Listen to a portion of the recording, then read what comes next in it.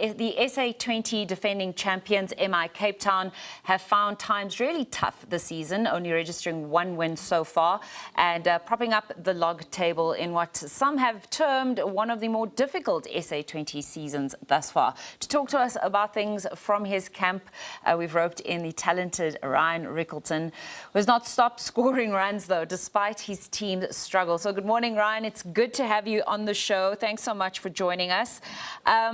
Yeah, I suppose you're asking yourself this question. The team's been asking the question, and now we continue to ask the question. You are the defending champs. What's been happening? What's going on? Is it just a case of finding your form? We've just passed the halfway mark. We would have expected that to happen. And then you have all of these media representatives like myself, saying, come on, give us an answer. What's happening? Good morning, Hassan. It's nice to see you again. Thanks for having me. Yeah, it's been a frustrating beginning to the competition.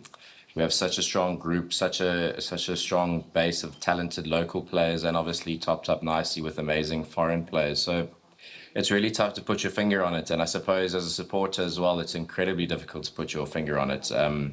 We just haven't been able to find the right groove yet. And I think maybe that's sometimes down to a little bit of expectations, I suppose. Guys just expect each other to rock up and do the job when, you actually have to front up and do it. And teams want to beat us as well, we know that.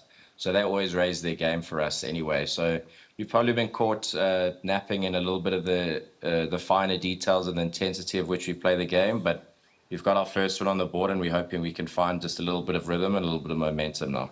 Well, I think, many people that have never maybe played professional sport don't understand the pressure that to be a defending champion takes a completely different shift in mentality as opposed to something that you're chasing as well.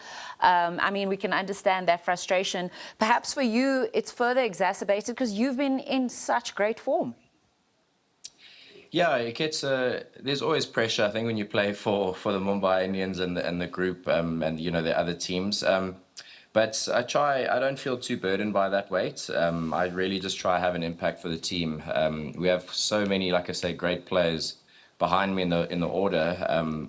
Your job is, or my job is, to really just try and make their life a bit easier. So I'm trying to continue the way I play and just try to be positive and set the platform up for the guys. If I can push through and get a good score and a winning score, then that's great. But we all just try to aid each other. So yeah, maybe as defending champions, we're feeling a little bit of burden, I suppose, a little bit of weight on our shoulders to try, replicate last year, where last year everything kind of just went our way. And if we are to win it, we can't, expect it to go the same as last year. We're going to have to find a different means and a different formula in how we're going to do it. So, like I said, if we can just find a little bit of momentum now and find a different niche of what we're doing really well this year, and really try to take that home, we can hopefully give ourselves a chance of obviously qualifying. And if we qualify, you never know. You get into the playoffs, and like I said, we're such great players. If one of those guys is a good day, they could definitely win games for us. Obviously, this has also become now a topic of debate amongst pundits and analysts and fans alike, the return of Quinton de Kock to the international stage, especially in limited overs cricket. It's almost resulted in your being left out of the World Cup squad. Well, it has. And this is something that you've stated that, you're at peace with, you're okay with, but perhaps chat to us about the maturity it requires to address that. And also maybe you can also speak to when you do get called up to represent your country, the pressure in terms of fatigue, consistency that all places when you then have to transition into a domestic league like the SA20.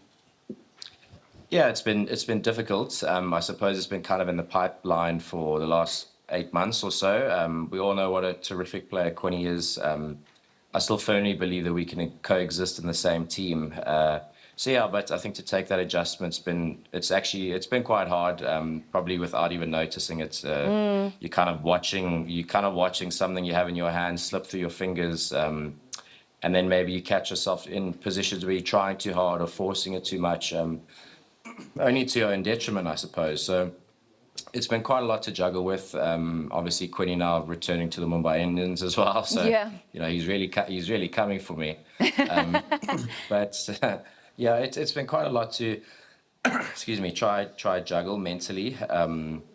I mean, I obviously want to represent South Africa and play in the World Cup and all those things, but I do understand the dynamics of it and reasons for certain things. Other things, it's just out of your control, I suppose. So with regards to being at peace with it, you kind of just take any kind of decision out of your hands and you just accept it for what it is. But doesn't mean that you're not going to stop, obviously, pushing for what's to come. So yeah, it's been a lot to balance. We traveled a lot this last year, obviously with that in the pipeline coming.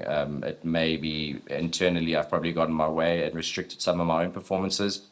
But I think with the travel and stuff, you can maybe fall not out of love for the game, but it gets quite challenging. So to then come down to a team like this, I think the greatest thing about this is that it's got a complete fresh restart. You know, it's a different environment, different group of players, different expectations. And it's really nice just to be able to jump, I suppose, from that team into this team. Yeah, We you are know, yeah, sorry to interrupt you there. I do find it, really challenging because obviously SA20, the impact on World Cup selections has become something that is under scrutiny. I know that selector Patrick Maroney, he emphasized that domestic performances won't dictate squad choices. It's really a difficult thing when you're both wicket keepers, you're both left-hand batsmen. But you mentioned something here that I think is important, perhaps to a young cricketer watching this show, in terms of how do you learn to bounce back? How do you learn to deal with what you deem as failure, but is perhaps just something that's temporary? Yeah, look, it's an ever-going cycle, I suppose. As you grow older, you learn a little bit more about yourself and how you deal with setbacks. We all know in life there's going to be setbacks, and sport there's always setbacks. I suppose the greatest thing about cricket is that there's always another opportunity. There's always something to look forward to, and in this case, it's the SA20. So, I sat with the coaches, and they kind of said what happened has happened. There's an opportunity now to put that behind you and look forward to what this team provides. Yeah. Again, we have a different competition as no relation to playing for South Africa at all. So it's an age-old story, I guess. You just got to keep going, find your way through it.